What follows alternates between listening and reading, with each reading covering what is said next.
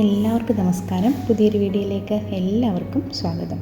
അപ്പോൾ ഇന്നാണെങ്കിൽ ഒരു വ്ളോഗായിട്ടാണ് വന്നിരിക്കുന്നത് കേട്ടോ. ഡ്യൂട്ടിയൊക്കെ കഴിഞ്ഞിട്ട് വന്നിട്ടുള്ള കുറച്ച് കാര്യങ്ങൾ. അപ്പോൾ നമുക്കാണെങ്കിൽ ഒരുപാട് പേരുണ്ട്. നമ്മൾ ഡ്യൂട്ടിയൊക്കെ കഴിഞ്ഞിട്ട് വന്നെന്ന് പറഞ്ഞാലും നമുക്ക് ചിലപ്പോൾ നമ്മൾ മടി പിടിച്ചിരിക്കുവാണെങ്കിൽ പിന്നെ നമുക്ക് അന്നത്തെ ദിവസം ഒന്നും ചെയ്യാൻ തോന്നുന്നില്ല. ഞാനാണെങ്കിൽ തന്നെ ചില ദിവസമാണെങ്കിൽ നമുക്ക് കുറച്ച് കഴിഞ്ഞിട്ട് ചെയ്യാം, എന്തെങ്കിലും പണി ചെയ്യാമെന്നൊക്കെ പറഞ്ഞിട്ട് മാറ്റി വെക്കുന്ന സമയങ്ങളിൽ പിന്നെ അതങ്ങനെ ഇരുന്ന് പോവും.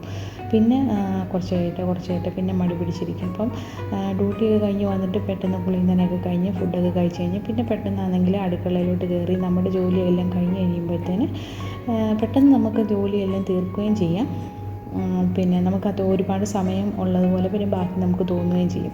അപ്പോൾ ആദ്യമാണെങ്കിൽ ഇത് മക്കളുടെ ഫുഡ് കൊണ്ടുവരുന്ന ടിഫിനൊക്കെ കൊടുത്തു വരുന്ന പാത്രം ഉണ്ടല്ലോ സ്കൂളിൽ, അപ്പോൾ അതെല്ലാം അവരാണെങ്കിൽ അവിടെ കൊണ്ടുവെക്കും. ഞാൻ പറഞ്ഞിട്ടുണ്ട് സ്കൂളിൽ പോയിട്ട് വന്നു കഴിഞ്ഞാൽ അതെല്ലാം കിച്ചണിൽ കൊണ്ട് വെക്കണം. അതുപോലെ ആണെങ്കിൽ വാട്ടർ ബോട്ടിൽ അതൊക്കെ ആണെങ്കിൽ കിച്ചണിൽ കൊണ്ട് വെക്കണം. കാരണം ക്ലീൻ ചെയ്ത് നമുക്ക് വെക്കണമല്ലോ. അപ്പോൾ ക്ലീൻ ചെയ്ത് വെച്ച് കഴിഞ്ഞിട്ട് പിന്നെ അതപ്പോഴത്തേന് അതിൻ്റെ വെള്ളമെല്ലാം ആണെങ്കിൽ തോന്നു കഴിയുമ്പോഴത്തേന് ഞാൻ വേറൊരു പാത്രത്തിലോട്ട് ആക്കി വെക്കും കേട്ടോ. കാരണം ഈ ടിഫിനും കാര്യങ്ങളെല്ലാം എല്ലാം കൂടെ ഒരുമിച്ച് വെക്കാറില്ല, അങ്ങനെ ചെയ്യാറുണ്ട്. അപ്പോൾ വൈകിട്ട് ചായക്ക് ഞാൻ വന്നിട്ട് ചോറ് അങ്ങനെ കഴിക്കാറില്ല. അപ്പം പിന്നെ ഞാനും പിന്നെ മക്കളും എല്ലാം ഫുഡൊക്കെ കഴിച്ചിട്ടുണ്ടായിരുന്നു. അത് കഴിഞ്ഞ് ചായയുടെ കൂടെ ആണെങ്കിൽ രാവിലെ പഴം പുഴുങ്ങിയിട്ടുണ്ടായിരുന്നു. അപ്പോൾ പഴം പുഴുങ്ങിയതിൻ്റെ ബാലൻസ് ആണെങ്കിൽ ഒരു പഴം വന്നിട്ടുണ്ടായിരുന്നു. അപ്പോൾ അതാണെങ്കിൽ ഇങ്ങനെ ഉടച്ചെടുത്തിട്ട് മൈദയിൽ മുക്കി ചുമ്മാ പൊരിച്ചെടുത്തതാണ് കേട്ടോ. നമ്മൾ വാഴയ്ക്ക പൊരി ഉണ്ടാക്കത്തില്ല എന്ന് പറഞ്ഞ പോലെ അങ്ങനെ റെഡിയാക്കിയത്. അതുപോലെ ചായയും വെച്ചിട്ടുണ്ടായിരുന്നു. അപ്പോൾ ചായക്ക് കടിയായിട്ട് അങ്ങനെ വാഴയ്ക്ക അങ്ങനെ അതങ്ങ് പോയി, ഏത്തയ്ക്ക കേട്ടോ. അത് കഴിഞ്ഞിട്ട് പിന്നെ ചപ്പാത്തി ആണെങ്കിൽ റെഡിയാക്കി വൈകിട്ടത്തേന് ചപ്പാത്തി ഉണ്ടാക്കാമെന്ന് വിചാരിച്ചു. അപ്പോൾ രണ്ടെണ്ണം കുറച്ച് കൂടുതലുണ്ടാക്കും ചപ്പാത്തി ഉണ്ടാക്കുന്ന ദിവസം. അപ്പോൾ രാവിലത്തേനും ആണെങ്കിൽ ചപ്പാത്തിയും വൈകിട്ടുണ്ടാക്കുന്ന ആ കറിയും അങ്ങനെ അങ്ങ് പോകും. അപ്പോൾ അത് കാരണം കൊണ്ട് ചപ്പാത്തി റെഡിയാക്കി. പിന്നെ ഇവിടെ ആണെങ്കിൽ മക്കൾക്ക് ചപ്പാത്തിയോട് എന്തെങ്കിലും ബീഫോ അല്ലെങ്കിൽ ചിക്കനോ അങ്ങനെയൊക്കെ അല്ലെങ്കിൽ ഭയങ്കര ഇഷ്ടമാണ് കേട്ടോ. പിന്നെ അതെങ്കിലും പിന്നെ ഉരുളക്കിഴങ്ങ് മസാലയായിട്ടൊക്കെ വെക്കത്തില്ലേ, അത് ഭയങ്കര ഇഷ്ടമാണ്. അപ്പോൾ ഇതെല്ലാം റെഡിയാക്കി ഞാനാണെങ്കിൽ എപ്പോഴും ചപ്പാത്തി പരത്തി റെഡിയാക്കി, അങ്ങനെ പരത്തി വെക്കാറില്ല. അങ്ങനെ പിന്നെ പരത്തുന്ന ആ സമയത്ത് തന്നെ അങ്ങനെ റെഡിയാക്കി അങ്ങനെ പോവുകയാണ് ചെയ്യുന്നത്. പിന്നെ അതുപോലെ തന്നെ എണ്ണ ഒട്ടും യൂസ് ചെയ്യാറില്ല. സാധാ പച്ചവെള്ളത്തിലാണ് കുഴച്ചെടുത്തിട്ട് അതാണെങ്കിൽ ചുട്ടെടുക്കുകയാണ് പതിവ് കേട്ടോ.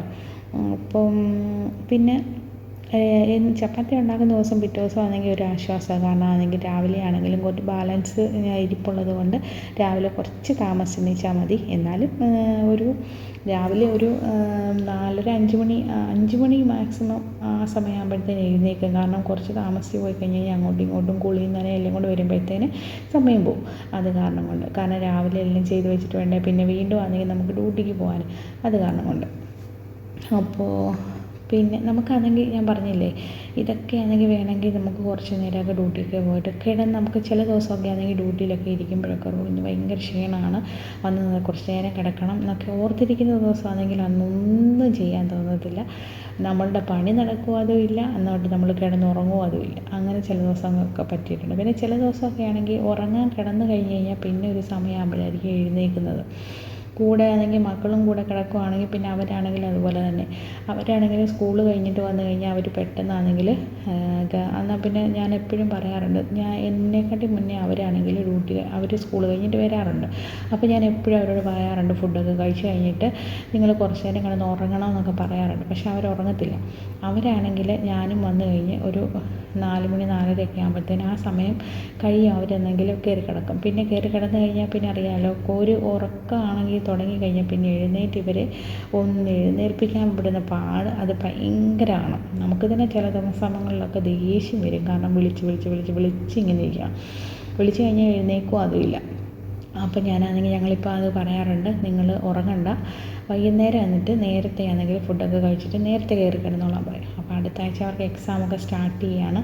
അപ്പോൾ അതിൻ്റെ ഒരു പിന്നെ മോളിരുന്ന് പഠിച്ചോളും. പിന്നെ അവൻ്റെ കൂടെ നമ്മൾ ആണെങ്കിൽ നന്നായിട്ട് ഇരിക്കണം. ഈ ഡ്യൂട്ടിയും പിന്നെ ഇതുപോലെ അടുക്കളയിലെ കാര്യങ്ങളും പിന്നെ അതുപോലെ തന്നെ അവൻ്റെ കൂടെയുള്ള ഇരിപ്പെല്ലാം കൂടെ ആകുമ്പോഴത്തേനും നല്ലൊരു ഇതാവും. ഇതാണെങ്കിൽ ഞങ്ങളുടെ ഒരു ഫ്രണ്ട് നാട്ടിൽ പോയിട്ട് വന്നു കഴിഞ്ഞപ്പോഴത്തേന് ഒരു ബീഫ് കൊണ്ട് തന്നതായിട്ട്. ഓൾറെഡി ഇത് വറുത്തതാണ്. ശരിക്കും പറഞ്ഞു കഴിഞ്ഞാൽ കുറച്ച് ഒന്ന് എണ്ണയിലൊന്ന് വരട്ടി ഒന്ന് എടുത്തു കഴിഞ്ഞാലും ഓക്കെയാണ്. പക്ഷേ ഞങ്ങളത് പിന്നെ കറി പോലെ വെച്ചു. അപ്പോൾ ഞാനാണെങ്കിൽ കറി വെക്കാൻ ഇപ്പോൾ ചപ്പാത്തി ആണെങ്കിൽ ഒരു അടുപ്പിൽ റെഡിയാവുകയാണ്. അപ്പോൾ അടുത്ത അടുപ്പിലോട്ട് കറി വെക്കാമെന്ന് ഓർത്തിരുന്നപ്പം ബേബിജാൻ പറഞ്ഞു വേണ്ട, നീ ചപ്പാത്തി അത് റെഡിയാക്കിക്കോ, അപ്പോഴത്തേനും ഞാനാണെങ്കിൽ ഇത് ബീഫാണെങ്കിൽ റെഡിയാക്കിക്കോളാം. അങ്ങനെയാണെങ്കിൽ ഞാൻ അത് റെഡിയാക്കിയത്.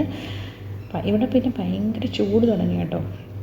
അപ്പോൾ നമ്മൾ ചൂട് തുടങ്ങിക്കഴിഞ്ഞാൽ പിന്നെ എ സി ഒന്നും ഇല്ലാതെ നമുക്ക് അവിടെ നിൽക്കാൻ പറ്റത്തില്ല. അതുപോലെ ചൂട് എണ്ണയൊക്കെ ആണെങ്കിൽ വേർത്തിങ്ങനെ നന്നായിട്ട് ഇങ്ങനെ ഒലിച്ചു വരും. അപ്പോൾ എ സി ഇട്ട് നിന്നെന്ന് പറഞ്ഞാലും ഒരു പ്രയോജനമില്ല. ഒരുപാട് നേരമൊന്നും നമുക്ക് കിച്ചണിലൊന്നും നിൽക്കാൻ പറ്റത്തില്ല. അപ്പോൾ അത് കാരണം കൊണ്ടാണ് എന്നോട് പറഞ്ഞത് ഞാനും കൂടിക്കോളാം എന്ന് പറഞ്ഞിട്ട് 2 പേരും കൊണ്ട് ഒരുമിച്ചപ്പോൾ ഞാൻ ചപ്പാത്തി ഉണ്ടാക്കി കഴിഞ്ഞപ്പോഴത്തേന് ഇവിടെ കറിയുമാണെങ്കിൽ റെഡിയായി ഇരിക്കുമായിരുന്നു. അപ്പോൾ ഇത് ഓരോന്നാണെങ്കിൽ ഇങ്ങനെ ഇടുന്ന സമയത്ത് ഇങ്ങനെ പറയുന്നുണ്ട്. സവാള ഇട്ടു, ഉരുളക്കിഴങ്ങ് ഇട്ടു. പിന്നെ ഉരുളക്കിഴങ്ങും ഞങ്ങളിപ്പോൾ കറി ശരിക്കും പറഞ്ഞു കഴിഞ്ഞാൽ ഉരുളക്കിഴങ്ങ് കറി ഉണ്ടാക്കാനാണ് ആദ്യമേ റെഡിയാക്കിയത്. അപ്പോൾ ഇത് റെഡിയാക്കിക്കൊണ്ടിരിക്കുന്ന സമയത്താണ് അവരാണെങ്കിൽ ഈ ബീഫ് കൊണ്ടു തന്നത്. അപ്പം ആ ഒരു കറിയിലോട്ട് ഈ ബീഫ് കൂടെ അങ്ങ് ആഡ് ചെയ്തു. അതാണ് ചെയ്തത്. അപ്പോൾ പക്ഷെ നല്ല ടേസ്റ്റായിരുന്നു കേട്ടോ. ശരിക്കും ഞങ്ങൾ ഇവിടുന്ന് മേടിക്കുന്ന ബീഫും നാട്ടിൽ നിന്ന് മേടിക്കുന്ന നമ്മൾ കറി വെച്ചെടുക്കുന്ന ബീഫും നല്ല വ്യത്യാസമുണ്ട്. മമ്മിയാണെങ്കിൽ നാട്ടിൽ നിന്നാണെങ്കിൽ വരുന്ന സമയത്ത് ഈ ബീഫാണെങ്കിൽ ഉപ്പി പറ്റിച്ചിട്ട് പിന്നെ ഉപ്പും മഞ്ഞൾപ്പൊടിയും അതുപോലെ ആണെങ്കിൽ ഇച്ചിരി പിന്നെ കുരുമുളക് പൊടിയും മാത്രം ഇട്ട് അതുപോലെ ഇഞ്ചിയും വെളുത്തുള്ളിയും പേസ്റ്റാക്കിയാണെങ്കിൽ അതും ഇടും കേട്ടോ. പേസ്റ്റാക്കിയല്ല, ചതച്ചിട്ടിട്ട് പിന്നെ അതുപോലെ നമ്മുടെ തേങ്ങാക്കൊത്തുണ്ടല്ലോ അതുകൂടാണെങ്കിൽ ഒന്ന് പിന്നെ വറുത്തെടുക്കത്തില്ല, അല്ലാതെ ഉപ്പ് പറ്റിക്കുന്ന കൂട്ടത്തിൽ അതുകൂടെ ഇട്ടിട്ട് അത് കൊടുത്തു വിടും. ചില സമയത്ത് തേങ്ങാക്കൊത്ത് ഇടാറില്ല കേട്ടോ. ഇപ്പം നമുക്ക് ഇന്ന് എടുക്കേണ്ടിയാണെങ്കിൽ പിന്നെ നമ്മൾ പോയിട്ട് വന്നിട്ട് പെട്ടെന്ന് എടുക്കുവാണെങ്കിൽ തേങ്ങാക്കൊത്തൊക്കെ ഇടാം.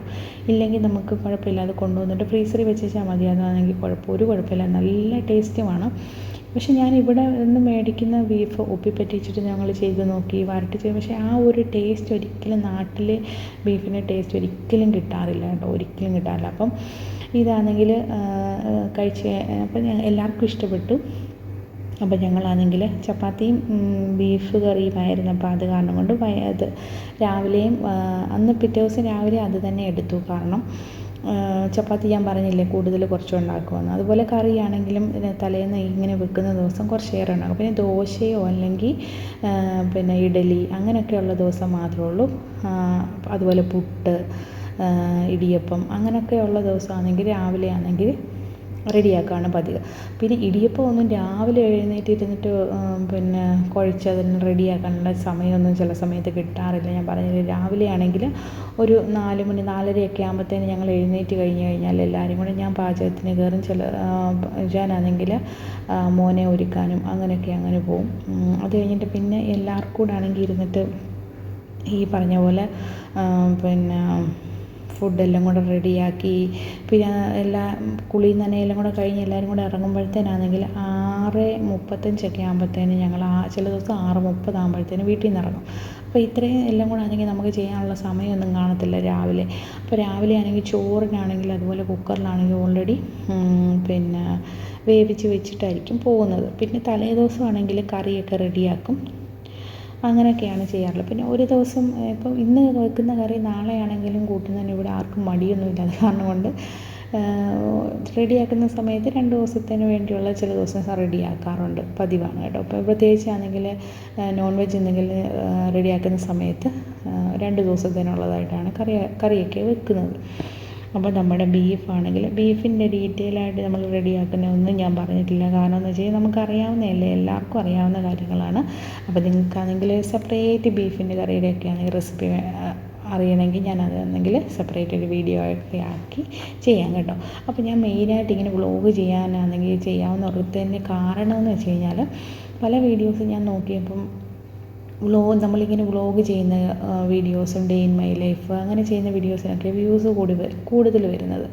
പിന്നെ അതുപോലെ തന്നെ ഞാനിപ്പം ഇപ്പം നമ്മൾ കുക്കിംഗ് വീഡിയോ എന്ന് പറയുമ്പം നമ്മൾ പൊതുവിൽ അത്യാവശ്യം വീഡിയോസൊക്കെ എല്ലാവർക്കും ആണെങ്കിൽ ഇപ്പോൾ ഉള്ള ചെറിയ മക്കൾക്ക് വരെയാണെങ്കിൽ അത്യാവശ്യം കുക്കിങ്ങൊക്കെ അറിഞ്ഞു വരുന്നത്. കാരണം യൂട്യൂബിലൊക്കെ ഒരുപാട് പേര് നല്ല നല്ല പെട്ടെന്ന് തന്നെ നമുക്ക് റെഡിയാക്കാൻ പറ്റുന്ന ഒരുപാട് പാചകങ്ങളൊക്കെ ആണെങ്കിൽ അവർ ആഡ് ചെയ്തിട്ടുണ്ട്. അപ്പോൾ അതെങ്കിൽ എല്ലാവർക്കും ആണെങ്കിൽ അതെല്ലാം അറിയാവുന്നതാണ്. അപ്പോൾ അത് കാരണം കൊണ്ട് നമ്മൾ ഒരുപാട് ഇട്ടിട്ടും അതൊന്നും കാര്യമില്ല. അപ്പോൾ ഞാൻ ഓർത്ത് വ്ളോഗായിട്ട് ഇങ്ങനെ ചെയ്യാൻ ഓർത്തു. അതും ആണ് എനിക്ക് തോന്നുന്നു കൂടുതൽ ആൾക്കാർക്ക് ഇഷ്ടപ്പെടുന്നതെന്ന് തോന്നുന്നു. ഇത് കണ്ട് അച്ചാറിൻ്റെ ഒരു പാട്ടാണ്. അതാണെങ്കിൽ മോളിരുന്ന് ഫുള്ള് അതിന് നക്കി തുടച്ച് തിന്നെന്ന് പറയത്തില്ലേ എന്ന് പറഞ്ഞാൽ അത് ഫുള്ള് അവൾ കഴിച്ചതാട്ടോ. മാങ്ങ കഴിഞ്ഞ ദിവസം മേടിച്ചിട്ടുണ്ട്. അത് കറി വെക്കാൻ വേണ്ടി മേടിച്ചതാണ്. അത് പക്ഷേ ആണെങ്കിൽ അച്ചാറിട്ട് പെട്ടെന്ന് തന്നെ തീരുകയും ചെയ്തു കേട്ടോ. അതാണ് ഞാനിവിടെ അച്ചാർ പൊതുവിൽ ഞാൻ അങ്ങനെ ഇടാറില്ല. കാരണം ഇട്ട് കഴിഞ്ഞാൽ അത് പെട്ടെന്ന് തീരും. പിന്നെ പെട്ടെന്ന് തന്നെ ആണെങ്കിൽ നമ്മുടെ പാത്രങ്ങളെല്ലാം ഒന്ന് ക്ലീൻ ചെയ്തെല്ലാം വെച്ചു. പിന്നെ പാചകം എല്ലാം ഒന്ന് വൃത്തിയാക്കി വെച്ചു.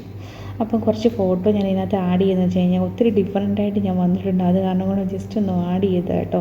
അപ്പോൾ ഞങ്ങളുടെ വീഡിയോ ഒക്കെ നിങ്ങൾക്ക് ഇഷ്ടപ്പെടുമെന്ന് വിചാരിക്കുന്നു. ഇഷ്ടപ്പെടുവാൻ ലൈക്ക് ചെയ്യാനും ഷെയർ ചെയ്യാനും കമൻറ്റ് ചെയ്യാനും ഒന്നും മറന്നുപോലെ. അപ്പോൾ താങ്ക് യു. ബൈ.